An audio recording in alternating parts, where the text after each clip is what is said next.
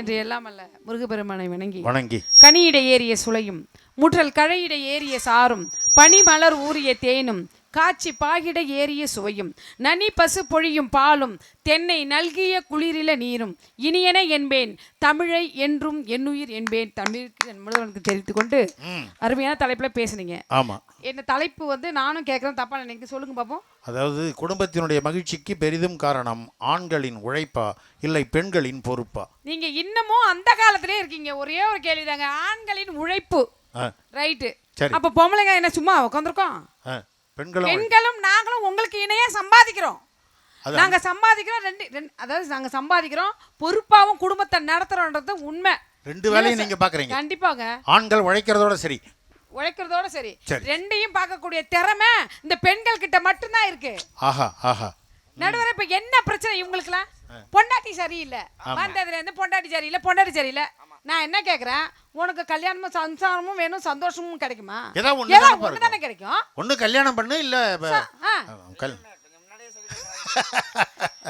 சரி எப்படி ஆண்டவன் ரெண்டையும் கொடுப்பான்? ரெண்டையும் ஒரே நேரத்தை கொடுக்க முடியாதுப்பா. ஒண்ணு சந்தோஷத்தை கொடுப்பான், இல்லன்னா பொண்டாட்டியை கொடுப்பான். சரி பரவாயில்ல, அடுத்தது விட. உனக்கு பொண்டாட்டி சரியில்லை, உனக்கும் பொண்டாட்டி சரியில்லை. ஆமா இல்லம்மா, இளமோகன் உனக்கு பொண்டாட்டி சரியா இருக்காங்களா? சரியில்லை. நான் அவன் வெளியில சொல்ல முடியாது. உங்களுக்கு பொண்டாட்டி சரியில்லை. ஆமாம்மா. நான் என்ன கேக்குறேன், நீங்க எல்லாம் கிளம்பி ஏன் கூட வாங்க கடலூருக்கு. ஏன் எதுக்கு அங்க கடலூர்ல? நல்ல வக்கீலா பார்த்து டைவர்ஸ் வாங்கி தரேன். ஏய் எங்க போறீங்க? உட்காருங்க. எங்க கிளம்பி போறீங்க? டைவர்ஸ்னா என்ன நினைச்சா? ஒலிம்பியாலோட கல்யாணம். ரெண்டாம் கல்யாணம் கீச்சாங்க. டைவர்ஸ்னா பிரிச்சு விட்டுறதுடா. பிரிச்சு விட்டுருவாங்க, ஒண்ணும் பண்ண முடியாது. அப்புறம் ஆஹா, எப்படிப்பட்ட ஆளு பாருங்க. ரெண்டாம் கல்யாணமா டைவர்ஸ்னா? வந்ததுல இருந்து பொண்டாட்டி சரியில்லை. அது பாத்தீங்களா, டைவர்ஸ்னா ரெண்டாம் கல்யாணமா? இப்படி புரிஞ்சுக்கிட்டு உட்கார்ந்துருக்கலாம். இதெல்லாம் என்ன பண்றது நான் கேக்குறேன். எங்க ஆளுங்க அப்படிதான் வெள்ளந்தி யாரு வாழ்ந்துட்டு இருக்கானோ, என்ன பண்ண முடியும்? சரிங்க, பனியன் துணியை போட்டு கால்ல மேட்டா பயன்படுத்த தப்பா? நீ தப்புன்னு பேசுற. புருஷனை மிதிக்க முடியலன்னு தான் பனியனை மிதிக்குது அந்த சனி. அப்படி கிடையாது. அது இல்லையா? அப்படி கிடையாதுங்க. என்ன அர்த்தம்? நாங்க வேஸ்டான பழைய துணியை கூட வீணாக்காம பொறுப்பா பயன்படுத்துறோம். ஓஹோ, ஆமா இருக்கட்டும். உங்களை இங்க பாருங்க, நீங்க தப்பா பேசிட்டு இருக்கீங்க. இந்த வீணா போன அந்த அம்மா எல்லாம் பெத்துக்கு விட்டுருது, அப்படி தெருவுல விட்டுருது. இப்படிப்பட்ட மண்ணா இருந்த மனுஷனை கூட மண்ணா வாழ்ந்துட்டு இருக்கீங்க. உங்களை மனுஷனா மாத்துறது இந்த பெண்கள் தான். ஓஹோ, வந்து உட்கார்ந்ததுல இருந்து உங்ககிட்ட களிமண்ணா குடுக்குறாங்களா அம்மா எல்லாம்? அவனை நல்ல ஒரு சிற்பமாக்குறது நீங்களா? நாங்க தான் பொறுப்பான மனுஷனா மாத்துறோம்ல. நல்ல இன்னொரு விஷயம் கேட்டுங்க, மனைவி அமைவதெல்லாம் இறைவன் கொடுத்த வரம். மனைவி அமையறதெல்லாம் இறைவன் கொடுத்த வரம். அப்ப புருஷன் அமையறதெல்லாம் என்ன புரோக்கர் கொடுத்த வரமா? சத்யா, என்னம்மா இது நியாயமா இருக்கு? மங்கையராக பிறப்பதற்கு நல்ல மாதவம் செய்திடல் வேண்டும் அம்மா. பொண்ணா பிறக்கிறதுக்கு தவம் செய்யணுமா? ஆனா பிறக்கிறதுக்கு மட்டும் என்ன அயோக்கியத்தனமா பண்ணிட்டு வர்றோம் நம்ம? ஏன்னா எங்களையும் தாமா பழனிக்கு 10 காவடி எடுத்து நான்லாம் பிறந்தேன் தம்பி. பெண்களும் தெய்வமும் ஒண்ணு. பெண்களும் தெய்வமும் ஒண்ணு. அதனாலதான் பெண்களுக்கெல்லாம் பேய் பிடிக்குது. அந்த பேய்க்கு கூட உங்களை பிடிக்கல. அது இல்லம்மா, ஏன் இப்ப அது பெண்களுக்கு பேய் பிடிக்குது தெரியுமா? ஏன்னா இனத்தோட தான் சேரும், அதனாலதான் பேய் கூட சேருது. பேய் இங்க பாரு இன்னொன்னு சொல்றேன். சம்பளத்துக்கு ஏன் பே அப்படின்னு பேர் வச்சா தெரியுமா? PAY பே அப்படின்னா சம்பளம். ஏன் தெரியுமா? அந்த பேயை வாங்கி பொண்டாட்டிங்கிற பேய் கிட்ட கொடுக்கறதாலதான் அதுக்கெல்லாம் பேர் வச்சான்னு இவரு சொல்றாரு, நான் சொல்ல. ஏன் பொண்டாட்டி கிட்ட கொடுக்குறீங்க? நீங்களே வச்சுட்டு பார்க்க வேண்டியதானே? எங்க விடுதுங்க, ATM கார்டு பூரா அவகிட்ட தானே இருக்கு. நாங்களே ஒரு டீக்கு 10 ரூபா கொடுங்க. ஒரு மாசம் சம்பளம் இருக்கிற காசை நீங்களே வச்சிருந்து பாருங்க. சரி, நீங்க அது உருப்படியா ஒரு நாள் வச்சிருப்பீங்களா? ஒரே நாள்ல போய் காலி பண்ணிட்டு வந்துருவீங்க. என்ன செலவு பண்ணனே உங்களுக்கே தெரியாது. ஆமா, எல்லாம் தாராளமா ஃப்ரெண்டுங்க வந்தாங்கன்னா வாமாப்ல டீ சாப்பிடுன்னு போற வரவெல்லாம் கூட்டு வாங்கி கொடுத்துரும். சரி, இவ்வளவு பேசுறீங்களே, உங்களை ஒரு நான் கேள்வி கேட்பேன். கேளுங்க. நான் கேட்கக்கூடிய கேள்விக்கு தெரியும்னு சொல்லுங்க, இல்ல தெரியாதுன்னு சொல்லுங்க. நீங்க எந்த கேள்வி கேட்டாலும் நான் என்ன சொல்லணும்? தெரியும்னு சொல்லுங்க, இல்ல தெரியாதுன்னு சொல்லுங்க. தெரியும்னு சொல்லணும், இல்ல தெரியாதுன்னு சொல்லுங்க. பதில சொல்லி கொடுத்துட்டு கேள்வி கேட்கற ஒரே டீச்சர் இந்த டீச்சர் தான்மா. நீ கேளுங்க, எதை கேட்டாலும் தெரியும்னு சொல்ல போறேன், இல்ல தெரியாதுன்னு சொல்ல போறேன். சரிங்க. ஆமா, நீங்க லூஸ்ன்ற விஷயம் இங்க இருக்கவங்களுக்கு யாருக்கா தெரியுமா தெரியாதா? இதுக்கு மட்டும் ஏமா மறுபடியும் கேளுங்க, என்னது? நீங்க லூஸ்ன்ற விஷயம் இங்க இருக்கவங்களுக்கு தெரியுமா தெரியாதா? சொல்லுங்க சார். ஏன்னா இதுக்கு நான் தெரியும்னு சொல்றதா இல்ல தெரியாதுன்னு சொல்றது? தெரியும், ஆனா தெரியாது. பத்தியா, பூரா கொங்கு நகர் பூரா என் பங்காளிங்க தான் உட்காந்துருக்கு, என்னை விட்டு கொடுக்க மாட்டாங்க. அப்படியா? ஆமா ஆமா, ரொம்ப சமாளிச்சுட்டாங்க. சரி, இன்னொரு கேள்வி கேக்குறேன். இவங்க பேசுனது இப்படிதான் குழப்பமா இருக்கு. அப்படிதான் இருக்கு. இன்னும் ஒரு கேள்வி கேக்குறேன். இன்னொரு கேள்வி. ஆமா, பட்டிமன்றத்துல நடுவர் தான் பேச்சாளரை கேள்வி கேட்கணும். சரி, பேச்சாளர் நடுவரை கேள்வி கேட்கப்படாது. எனக்கு கேட்க தானே தெரியும் அப்படின்றீங்க. அப்ப எத்தனை கேள்வி வேணாலும் கேளுங்க. ஆனா ஒரு கேள்விக்கு 100 ரூபாய் சம்பளத்துல புடிச்சிக்குவேன், பரவாயில்லையா? காசே வேணாங்க. என்னங்க இந்த ஊர்ல நான் காசுக்காக பேச வந்திருக்கேன். சத்தியமா சொல்றேன், இந்த ஊர்ல ஒத்த ரூபா ஒத்த பைசா வேணாங்க. வேண்டாமா? வேணவே வேணாம். ரவிக்கு ஃபோன் பண்ணுப்பா, காசெல்லாம் ஆளு கொஞ்சமா பிரிச்சு எடுத்துப்போம். நல்லதா போச்சு. என்ன இந்த ஊர் ஓரமா ஒரு 4-5 ஒரு கட்டடம் பார்த்துட்டு வந்தேன். பெரிய பெரிய கட்டடம். அந்த கட்டடத்துல என் பேர்ல எழுதி வைக்க சொல்லு. ஆஹா, அது மட்டும். அம்மா, பெண்கள் ரொம்ப பொறுப்பா தாம்மா இருக்கிறீங்க. நீ பார்த்துட்டு வந்திய, அதுல ஒண்ணு கவர்மெண்ட் ஆஸ்பத்திரி, இன்னொன்னு சுடுகாடு கட்டடம். லைட் எரிஞ்சதுன்னு நினைச்சியா? ஆமா, லைட் எரிஞ்சது. பணம் எரிஞ்சது. முதேவி எங்க ஆளுகளை பாருங்க. மூதேவியா? இங்க பாருங்க, தப்பா பேசுறாரு. மூதேவி நம்ம இந்த நேரத்துல முடிச்சிட்டு இருக்கோமே, மூதேவி முடிச்சிட்டு இருப்பாங்களா? அது கொட்ட கொட்ட முடிச்சிட்டு இருக்கோம் நேரம் இருந்தாலும். வந்து இங்க பாருங்க, நான் சொன்னல பெண்களும் தெய்வம் ஒண்ணுன்னு. ஆமா, அதுக்கு வரேன் இப்போ. சரி, பெண்களும் தெய்வம். அந்த இன்னொரு கேள்வி கேட்காம விட்டுட்டேன். ஆமா, ரெண்டாவது கேள்வி 100 ரூபாய் வேணாம்ட்டீங்க, சம்பளமே வேணாம்ட்டீங்க. எத்தனை கேள்வி வேணாலும் கேளுங்க. ஆமா, கேட்கலாமா? கேளுங்க. ஒரு வீட்ல அண்ணன் தம்பி 2 பேரும் தான். சரி, ஒருத்தன் பேரு நாலூசு, சரி, இன்னொருத்தன் பேரு நீலூசு. சரி, இப்ப நீலூசு கடைக்கு போயிட்டான். சரி, வீட்ல இருக்கவன் யாரு? இந்தாமா, சம்பளமே இல்லைனாலும் பரவாயில்ல, ஒரு கேள்வி எனக்கு கேட்க கூடாது. சரி, பரவாயில்ல, நான் கேள்வி கேட்கலங்க. இப்ப நான் ஒரே ஒரு கேள்வி கேட்கறேன், அதுக்கு மட்டும் நீங்க பதில் சொல்லுங்க. நீங்க கேளுங்க. கேளுங்க. நீங்க பதில் சொன்னீங்கன்னா எனக்கு என்ன வச்சிட்ட வந்தேன பண்ண போறா? பதில் சொன்னீங்கன்னு வெச்சீங்க, இந்த பாரு, சொல்லுங்க. 1.5 லட்சம் ரூபாய் செல்போன். பதில் சொன்னீங்கன்னா 1.5 லட்சம் ரூபாய் செல்போன் ராமச்சந்திரன் வச்சிருக்கான், வாங்கி தரேன். என்ன கேள்வி? எல்லாருக்கும் தெரிஞ்ச கேள்விதான். சரி, கேளுங்க. தெரிஞ்ச கேள்விதான். ஒரு போன் நம்பர் வேணும், அந்த நம்பர் மட்டும் சொல்லுங்க. யார் போன் நம்பர்? எல்லாருக்கும் தெரிஞ்ச நம்பர் தான். உனக்கும் தெரியும், பாப்பாவுக்கும் தெரியும், அவருக்கும் தெரியும், தம்பிக்கு தெரியும், இங்க இருக்கிறவங்க எல்லாருக்கும் தெரியும். ஆனா அதுக்கு முன்னாடி ஒரு சந்தேகம். சொல்லுங்க. ஒரு போன் பண்ணணும்னா ஒருத்தருக்கு எத்தனை நம்பர் இருந்தா பண்ணலாம்? 10 நம்பர் போடணும். 10 நம்பர்ல 1 குறைஞ்சாலும் போகாது. 1 குறைஞ்சாலும் போகாது. 1 குறைஞ்சாலும் போன் போகாதுங்க. அக்கா சரிதானக்கா? 10 நம்பர்ல 1 குறைஞ்சாலும் போன் போகாது. ஆமா. 10 நம்பர்ல 1 குறைஞ்சாலும் போன் போகாது. அப்ப நான் இப்ப ஒருத்தருக்கு போன் போடணும். சரி, 10 நம்பர் சொல்லு. எந்த ஒருத்தருக்கு? யாருன்னா? யாருக்கு? ஒருத்தருக்கு அடிபட்டுச்சு, 108க்கு போன் பண்ணணும், 10 நம்பர் சொல்லு. அதுக்கு 108 தாங்க. இப்ப என்னமா சொல்லுச்சு? இப்ப என்ன? 10 நம்பர்ல 1 குறைஞ்சாலும் 108க்கு போன் பண்ண போறேன், 10 நம்பர் சொல்லு. நடுவர்களே, அவசர கால உதவிக்கு எல்லாம் ஒரு சில நம்பர்கள் கவர்மெண்ட் அறிவிச்சிருக்காங்க. அந்த நம்பர் மட்டும் போகும். அந்த புளியங்கொட்டை புண்ணாக்கெல்லாம் எனக்கும் தெரியும். இது நீ என்ன பண்ணிருக்கணும்? முதல்லயே 10 நம்பர் 1 குறைஞ்சாலும் போட முடியாதுன்னு சொல்ல போது 108ன்னு ஒண்ணு இருக்கு, அதுக்கு 3 நம்பர் தான் சொல்லி இருக்கணும்ல. இனிமே கேள்வி கேப்ப என்ன கேள்வி? விஷயத்துக்கு வந்து சரி, அப்ப பெண்களும் தெய்வமும் ஒண்ணுன்னு சொன்னல. ஆமா. அப்ப என்ன அர்த்தம் தெரியுமா? என்னமா? இந்த கோயில் இருக்குல்ல, இந்த கோயிலுக்குள்ள கடவுள் அந்த அம்பாள் இருப்பாங்கல்ல, விநாயகர் இருக்கார்ல, அந்த இடத்துக்கு பேரு கருவறை. ஆமா. பெண்கள் வயிற்றுக்குள்ளேயும் ஒரு கருவறை இருக்கு. அதனால தான் பெண்களும் தெய்வமும் ஒண்ணுன்னு சொன்னேன். உண்மைதாம்மா. அருமை, நான் ஒத்துக்கிறேம்மா. ஒத்துக்கிறேன். இதுல கோயில் உள்ளேயும் கருவறை, பெண்களுடைய வயிற்றுக்குள்ளேயும் ஒரு கருவறை இருக்கு. அருமை. இதை நம்ம ஒத்துக்கிட்டு தான். ஆமா, ஒரு சின்ன சந்தேகமா?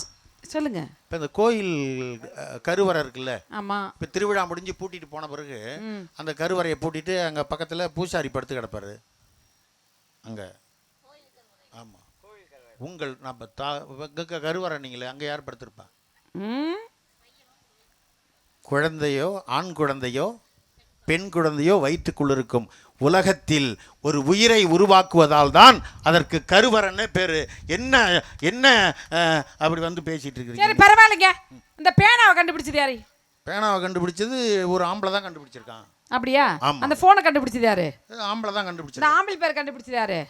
அதுல மட்டும் சந்தேகமே வேணாம். சொல்லுங்க. ஆம்பளை கண்டுபிடிச்சதால தான் அதுக்கு ஆம்பிளிஃபயர்னு பேரு.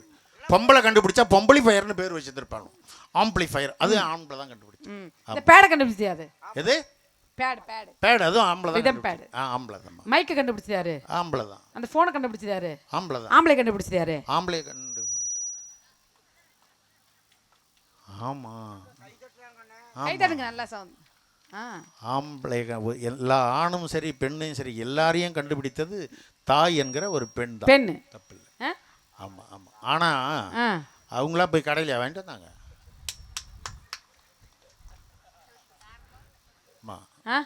ஆண் துணை இல்லாமல். சரி.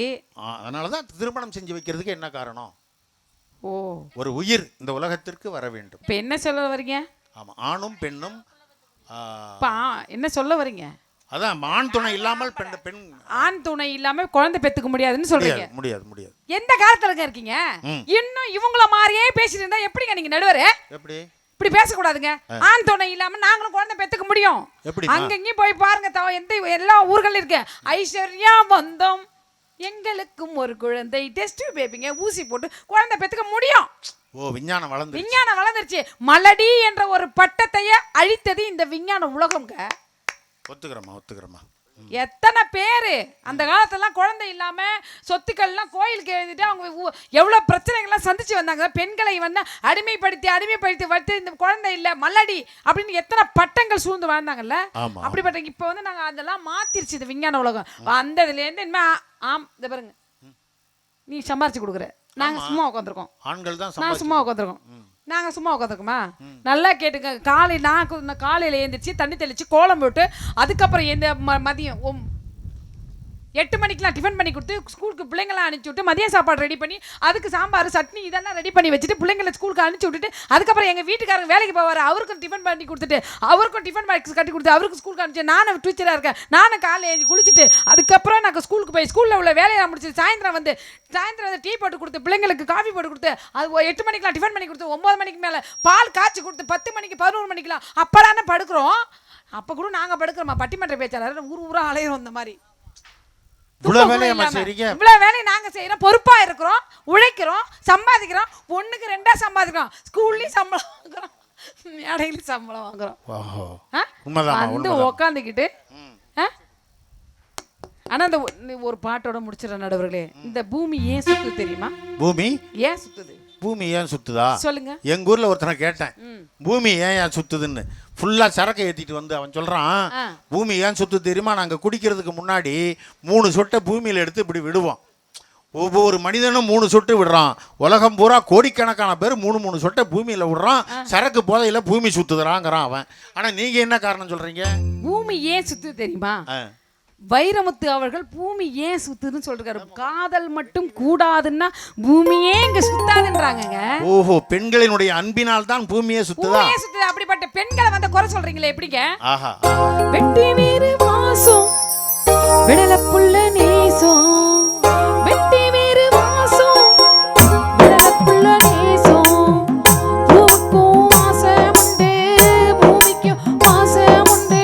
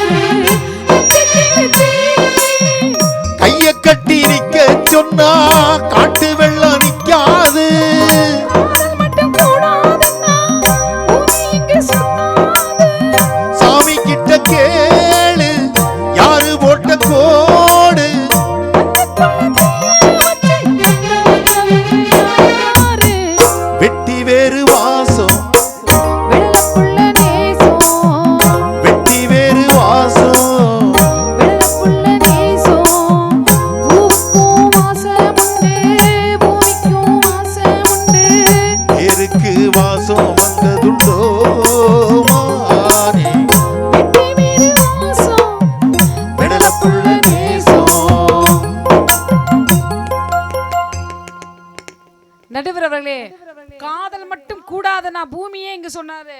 நீங்க வந்து உட்கார்ந்ததுல இருந்து எல்லாரும் பெண்களை பத்தி குறை சொல்லிட்டு ஒரு குடும்பத்துல பெண்கள் மட்டும் ஒழுக்கமா இல்லைன்னா இந்த ஆண்கள் எல்லாம் தோல் மேல துண்டை போட்டு தலை நிமிர்ந்து நாம நடக்க முடியாதுங்க. வந்து உட்காந்து பெண்களை குறை சொல்றீங்களே நீங்க. அதோட இல்லை, இன்னொரு விஷயங்க, ஒரு கணவன் ஒரு காலகட்டம் வரைக்கும் தான் அம்மா கூட இருக்கலாம். அதுக்கப்புறம் அம்மா கூட இருக்க முடியுமா கடைசி வரைக்கும்? தாய்க்கு பின் தாரம் ஏன் சொன்னாங்க? பொறுப்பு ஏன் சொன்னாங்க தெரியுமா? தாய்க்கு ஒரு காலகட்டம் வரைக்கும் இருக்கலாம், அதுக்கப்புறம் தாய்க்கு பின் தாரம்னா தாயால் செய்ய முடியாத அடுத்த கட்ட எல்லா சேவைகளும் மனைவி செய்வாங்க. அதனால தான் நல்லவர்களே, கவியரசு கண்ணதாசன் சொல்லியிருக்காரு ஒரு கவிதையில், மனைவி எப்படிப்பட்டவள்னு. எத்தனை சொந்தங்கள் மண்ணில் வந்து மண்ண, சத்தியம் சம்சாரம் அவள் சாமி அவதாரம், அந்த பத்தினி கைகளில் பள்ளி கொண்டால் அது பக்தி பிறவாகும், அதுவே சக்தி உறவாகும்னு சொன்னார். ஆகவே எந்த விதத்தில் பார்த்தாலும் நீங்கள் குடும்ப முன்னேற்றத்துக்கு பெரிதும் துணை நிற்பது. அதாவது நீங்கள் எப்படி தான் சம்பாரிச்சு கொண்டாந்து கொடுத்தாலும் சேர்த்த பணத்தை சிக்கனமாக செலவு பண்ணு, பக்குவமாக அம்மா கையில் கொடுத்து போடு செல்லக்கன்னு தான் சொன்னாங்களே தவிர எந்த ஆண்களும் சேமிப்பு வைத்ததில்லை. முதலில் சேமிப்பை கண்டுபிடித்ததே பெண் தான் நடுவர்களே. சிறு சேமிப்பு என்ற ஒரு கண்டுபிடிச்சி கடுகு டப்பாயிலும் அந்த மிளகு டப்பாயிலும் அப்படி உப்பு டப்பாயிலும் போட்டு காசை சேர்த்து வச்சது பெண் தான் என்று சொல்லி எந்த விதத்தில் பார்த்தாலும் குடும்ப முன்னேற்றத்துக்கு பெரும் துணை என்பது பெண்களே என்று சொல்லி நல்லதொரு வாய்ப்புக்கு நன்றி கூறி விடைபெறுகிறேன். நன்றி, வணக்கம். அருமை பெரியோர்களே, நம்முடைய செல்வ விநாயகர் திருக்கோயிலில் அழகா ஒரு தலைப்பை கொடுத்துருக்குறாங்க நம்முடைய கொங்கு நகர் மக்கள் விழா குழுவினர்கள். என்னன்னா, குடும்பத்தினுடைய முன்னேற்றத்திற்கு பெரிதும் காரணம் ஆண்களின் உழைப்பா இல்லை பெண்களின் பொறுப்பா? ஒரே ஒரு விஷயத்தோட நம்ம அருமையாக தீர்ப்புக்கு வந்துடலாம். எப்படின்னா, பணம் இல்லாமல் இந்த உலகத்தில் எதையுமே செய்ய முடியாது. இப்போ மகிழ்ச்சியாக இருக்கணும்னா பணம் வேணும். இப்போ அந்த பணத்தை சம்பாதிக்கிறதுக்கு அதிகமாக இவங்க சொன்னாங்க, பெண்கள் நாங்களும் இப்போ வேலைக்கு போகிறோம் சம்பாதிக்கிறோம்னு. எல்லா குடும்பத்திலையும் இது நடக்குதான்னா இல்லை. ஒரு சில குடும்பங்களில் பெண்கள் வேலைக்கு போகிறாங்க. ஆனால் தன் குடும்பத்தில் ஒரு குடும்பத்தில் இருக்கக்கூடிய அத்தனை ஆண்களும் வேலைக்கு போய் சம்பாதிக்கிறதால தான் அந்த குடும்பம் மகிழ்ச்சியாக இருக்குது. இதில் இன்னும் சில பேர் தன்னுடைய மனைவி சிறப்பாக இருக்கணும், அப்பா அம்மா நல்ல மருத்துவமனையில் போய் வைத்தியம் பார்க்கணும், பொண்ணையோ பையனையோ நல்ல கல்லூரியிலையோ பள்ளியிலையோ படிக்க வைக்கணும், தங்கச்சிக்கு லட்சக்கணக்கில் செலவு பண்ணி திருமணம் செய்யணுங்கிறதுக்காக அப்பாவை மறந்து அம்மாவை மறந்து அண்ணன் தம்பிங்க மறந்து ஆசையாக பெத்த பிள்ளைய கூட நேரில் பார்க்க முடியாமல் வெளிநாட்டில் போய் காஞ்சி போன ரொட்டியை சாப்பிட்டுட்டு வெளிநாட்டில் வேலை செஞ்சு குடும்பத்துக்காக உழைச்சிட்டு இருக்கிற தியாகம் செய்கிறவன் ஆண்கள் தான், ஆண்களின் உழைப்பு தான் என்கிற காரணத்தினால் ஆண்களின் உழைப்பு தான் குடும்பத்தினர் முன்னேற்றத்திற்கு பெரிதும் காரணம் என்று கூறி நல்ல வாய்ப்புக்கு நன்றி கூறி விடைபெறுவோம். நன்றி, வணக்கம்னு அவசரப்பட்டு முடிச்சிட முடியாது. உட்கார். ஒரு ஆண் அங்கே போய் வெளிநாட்டில் துபாயிலையோ சிங்கப்பூர்லையோ மலேசியாவிலையோ 15 மாடியில் உடம்பில் பெல்ட்டை கட்டிக்கிட்டு பெயிண்ட் அடித்து சம்பாதிக்கிறானே, ஒட்டகம் மேய்க்கிறானே, இது யாருக்காகடான்னா அவனை பெத்தெடுத்த அப்பா நல்லா இருக்கணும், அம்மா நல்லா இருக்கணும், அவன் பெத்த பிள்ளைங்க நல்லா இருக்கணும், அவன் கூட பிறந்த சகோதர சகோதரிகள் நல்லா இருக்கணும். இது சுயநலம். ஆனால் ஒரே ஒரு மஞ்ச கயிறை கழுத்தில் கட்டிட்டாங்கிற ஒரே காரணத்துக்காக எங்கேயோ பிறந்து எங்கேயோ வளர்ந்து அப்பாவை மறந்து அம்மாவை மறந்து அண்ணனை மறந்து தம்பியை மறந்து தங்கச்சியை மறந்து ஆசையாக விளையாடிய தோழியை மறந்து அன்பா வளர்த்த கோழியை மறந்து இங்கே வந்து காலம் பூரா இந்த குடும்பத்துக்காக தன்னுடைய கணவனுடைய அப்பாவை மாமனாரை அப்பாவா ஏற்றுக்கிட்டு, மாமியாரை அம்மாவா ஏற்றுக்கிட்டு, கொழுந்தனாரை தம்பியா ஏற்றுக்கிட்டு, நாத்தனாரை தங்கச்சியா ஏற்றுக்கிட்டு இந்த குடும்பத்திற்காக தியாக வாழ்க்கை வாழ்பவள் பெண்ணு என்கிற காரணத்தினால் இந்த குடும்பத்துக்கு அவதானங்க காரணம். குடும்பத்தில் இவங்க சொன்ன மாதிரி ஒவ்வொரு மனைவியும் சிறப்பாக இல்லைன்னா வாழ்க்கை வீணாக போயிடும். ஒன்று சொல்கிறேன் பாருங்க, மனைவியினுடைய பொறுப்பாக இருக்கிறதுக்கு இப்போ புரட்சி தலைவர் எம்ஜிஆர் ரொம்ப கஷ்டப்பட்டார். அவங்க அம்மா தான் வளர்த்தாங்க, சாப்பாட்டுக்கே வழி இல்லை. ஆனால் அவர் வளர்ந்த பிறகு பெரியாள் கோடியாக சம்பாதிச்ச பிறகு ஒரு ஸ்டுடியோ தொடங்குறாரு, சினிமா ஸ்டுடியோ.